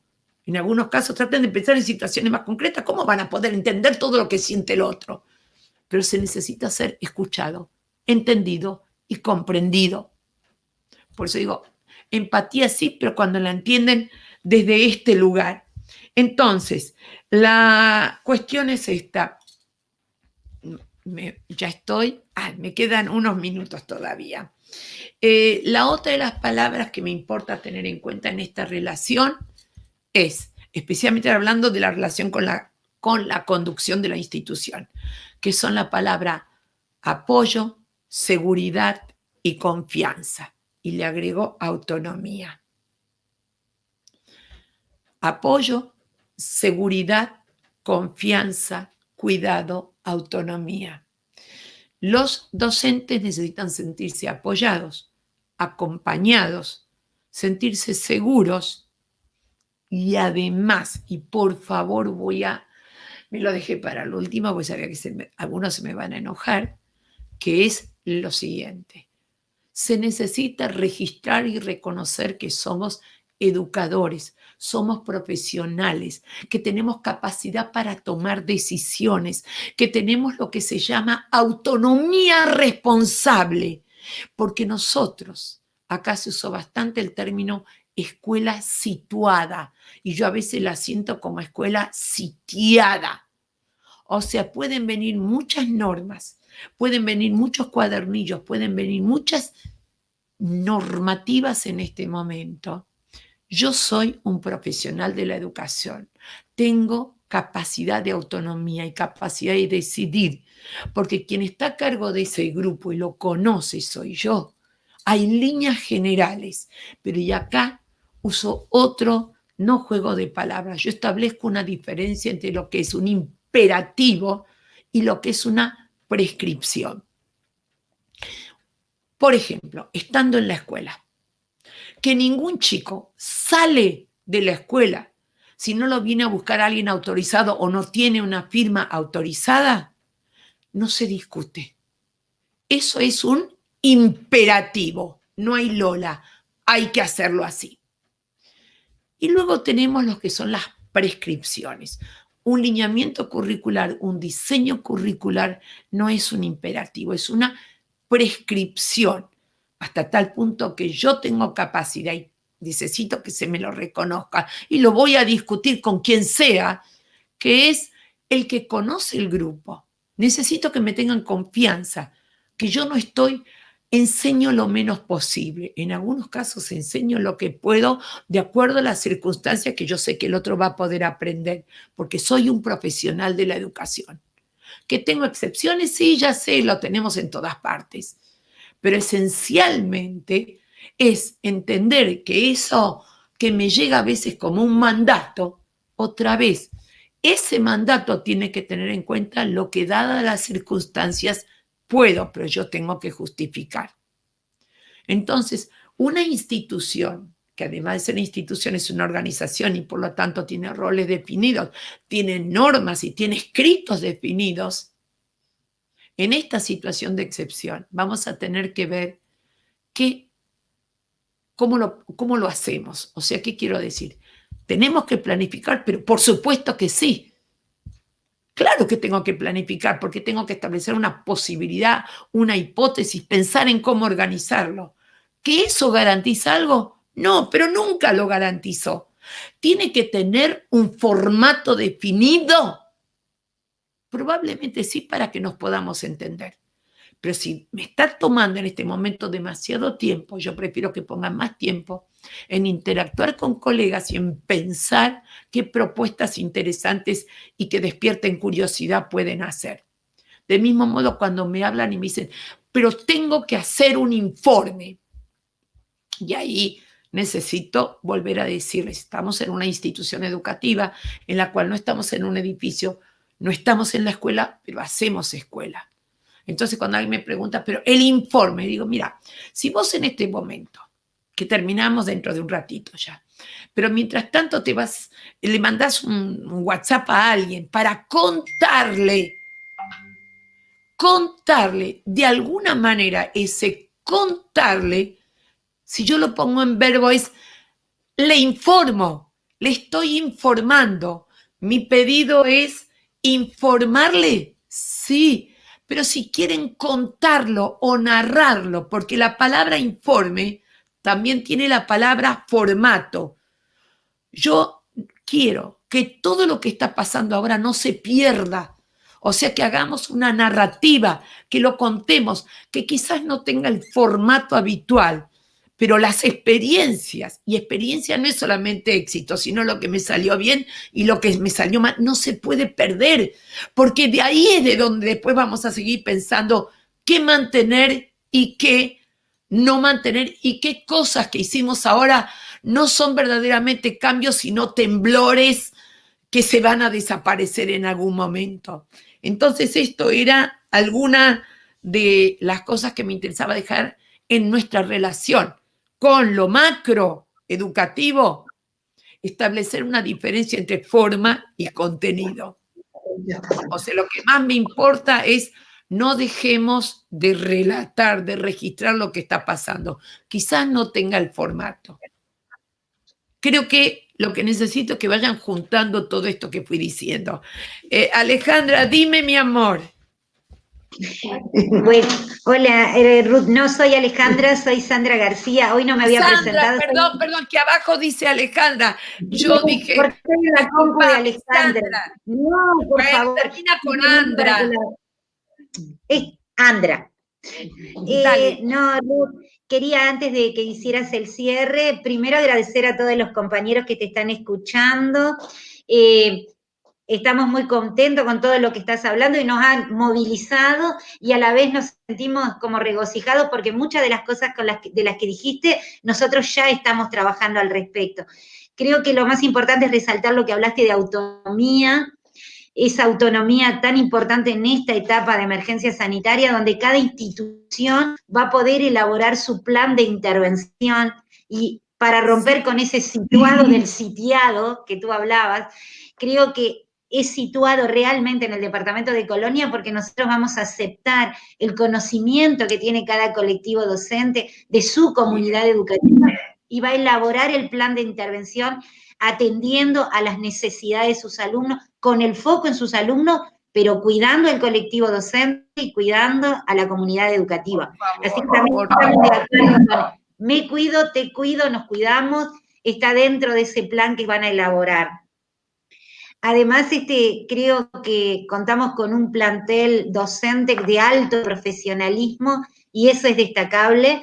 Más allá de todas las idas y vueltas de esta emergencia sanitaria, nos sentimos muy orgullosos de todo el trabajo que se ha realizado a nivel de colectivos docentes, más allá de que tenemos algunos alumnos que se nos han desvinculado, no por la llegada del docente, sino por la sistematización de las respuestas y las intervenciones, y sobre esos niños vamos a priorizar en este primer acercamiento a la presencialidad. Eso también va a depender de la organización institucional. Y bueno, por favor, de alguna manera creo que estamos muy de acuerdo con muchas de las cosas que tú dijiste. Algunas de las que dijiste también las vamos a ir procesando porque nos hacen como replantear. Bueno, yo soy un agente provocador. Siempre dije que trato de provocar porque eso desarrolla la capacidad de cuestionar y de pensar en el otro. Sin lugar a dudas. De todos modos, nosotros tenemos un sistema muy jerárquico donde todo tiene que estar enmarcado dentro de la reglamentación, pero sin perder la situación específica de cada una de las instituciones, ¿verdad? O sea, va a ser situada en el marco de la reglamentación vigente. Y bueno, Por eso estoy diciendo, dije claramente, la escuela es una organización, además de ser una institución, o sea, además de ser un fenómeno cultural, es una organización que tiene roles, que tiene definiciones, que tiene mandatos, y no tengo ninguna duda. Dije solamente pensar en este momento de excepcionalidad, menos en la forma y más en el contenido, pero no dejar de lado el contenido. Y vos dijiste recién, acá se habla mucho de continuidad pedagógica, y yo siento que la continuidad pedagógica en algunos casos está mal entendido, como en algunos casos, como diciendo, bueno, continuidad pedagógica es trasladar la escuela a la casa. No, a mí el problema que más me preocupa es el que acabas de decir, la retención. La retención en este momento, el cuidado del otro y la retención, porque los contenidos los puedo abordar luego, puedo reorganizar, y se dijo bien claro que nadie pierde ningún año ni nada por el estilo, por el estado de excepcionalidad, no hay duda. Pero el vínculo me es muy importante, porque a ese chico le tiene que importar seguir en la escuela y buscar los modos de trabajar sobre eso. Coincido plenamente. Sí, totalmente de acuerdo, pero creo que nosotros estamos como un poco adelantados, valga nuestra falsa humildad, Ruth, en esto, de que hace mucho tiempo que estamos trabajando en ciclos, y eso nos va a ayudar a lo que no se ha podido cumplir este año, poder completarlo Acá también. Exacto. Acá también entonces, tenemos los ciclos. Sí, por supuesto, pero yo estoy hasta insistiendo en otro tipo de cosas.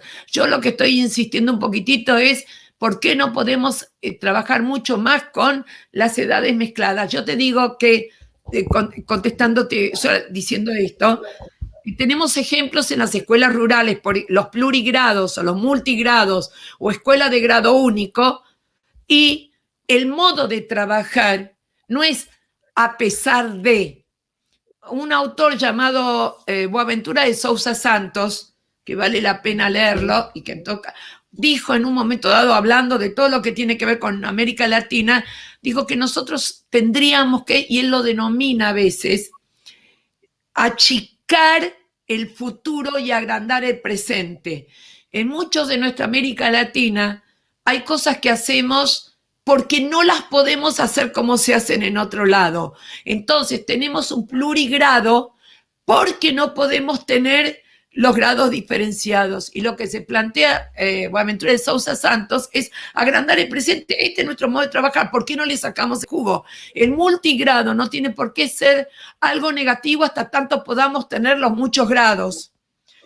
Entonces, empezar a verlo de ese modo, esta división rígida por edades, en la cual no desacuerdo, pero yo digo, ¿por qué no le agregamos de vez en cuando el plurigrado, el multigrado, los proyectos interrelacionados, teniendo en cuenta, bueno, pero para eso necesito tener un registro de lo que está pasando en este momento cuando están trabajando juntos chicos de un grupo familiar de distintas edades? Esas son las cosas que cuando alguien me habla de va a cambiar el paradigma educativo, las concepciones, cuando nosotros podamos analizar este estado de excepcionalidad. ¿Por qué? Porque en las situaciones de crisis es cuando a veces lo imposible puede hacerse posible. Sin lugar a duda, y lo hemos comprobado, ¿no? Y así fue. Sí. Yo creo que en este primer periodo que se están reiniciando las actividades presenciales y que los docentes van a estar unos cuantos días solos, van a poder pensar todo esto, y creo que el aula multigrado que tú estás diciendo va a ser lo que va a primar en este primer periodo hasta que nos reorganicemos y se haga la reincorporación total. Pero al principio vamos a tener que trabajar de esa manera. Y bueno, y sin lugar a dudas. perdóname, yo insisto en esto, en una de esas, una de las cosas, yo dije además de, no en vez de, tendremos que pensar si 1 o 2 veces por semana, 1 o 2 veces no podemos hacer el multigrado con propuestas de actividad real, donde puedan estar aprendiendo del otro que no tiene la misma edad. Sin lugar a dudas. No. Bueno, Leo. Hay varios insumos para que los colectivos docentes comiencen a pensar. Un placer haber conversado contigo, Ruth, y espero que esto se siga reiterando. Esperamos tu... Estoy para Uruguay, voy cuando quieran. ¿Puedo leer un cuentito? Sí, por supuesto, te escuchamos. Gracias. ¿Por qué digo jamás termino algo sin leer algo? Yo digo siempre, si queremos que nuestros alumnos lean, leamos nosotros. Y el pedido es, usen papel, computadora, celular, lo que sea, lean. Esto es de un autor llamado Fernando Pessoa. Y dice así: mis amigos son todos así. Una mitad locura, una mitad santidad. No los escojo por la piel, sino por la pupila, que ha de tener un brillo cuestionador y una tonalidad inquietante. Escojo a mis amigos por la cara lavada y el alma expuesta. No quiero solo el hombro o el regazo, quiero también su mayor alegría. El amigo que no sabe reír conmigo, no sabe sufrir conmigo. Mis amigos son todos así, mitad bromas, mitad seriedad. No quiero risas previsibles ni llantos piadosos. Quiero amigos serios, de esos que hacen de la realidad su fuente de aprendizaje, pero que luchan para que la fantasía no desaparezca. No quiero amigos adultos ni comunes. Los quiero mitad infancia y mitad vejez. Niños, para que no se olviden del valor del viento en el rostro, y ancianos, para que nunca tengan prisa. Tengo amigos para saber mejor quién soy yo, pues viéndolos locos, bromistas y serios, niños y ancianos, nunca me olvidaré de que la normalidad es una ilusión estéril. Muchas gracias, los abrazo a todos, estoy siempre a su disposición. Un abrazo grande. Sí, Fernando, pero no sé qué. Gracias, Ruth. Hasta pronto. Hasta pronto. Abrazo. Fernando Pessoa, ¿puede ser?